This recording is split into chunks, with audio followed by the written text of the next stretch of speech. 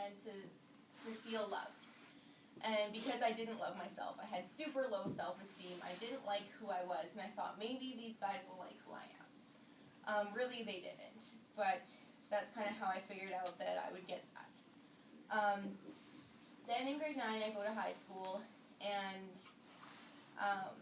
I have this idea in my head that this is how I'm going to get friends through alcohol. And I also started smoking weed in about grade 8, grade 9. And so I'm smoking weed, and I'm drinking, and I'm smoking cigarettes, and this is how I'm going to make friends. But all the girls in my grade that I talked to didn't do those things. And so I felt very isolated.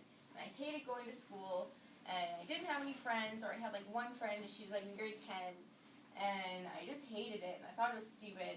And I got 50s and 60s in all my classes, so that's slipping, and I don't care about school, and I go about half the time, like, always just skipping class, or like telling my mom I'm going to school, and then just don't go, and all that stuff. And my relationship with my sister sucks. I'm really angry. I'm an angry person at this point. And I'm coming home, and I'm telling my sister that she's worthless. I don't treat her like a human being. I'm calling her a bitch. I'm calling her all these awful, awful names. And I'm also saying these things to my mom, who tried to take care of me and did her best whenever I'd come home just drunk and throw up. She'd like put a blanket on me and tell me that she loved me. But I'd say like, F you, you're a horrible mom. And I just treated both of these women that were in my life very, very badly.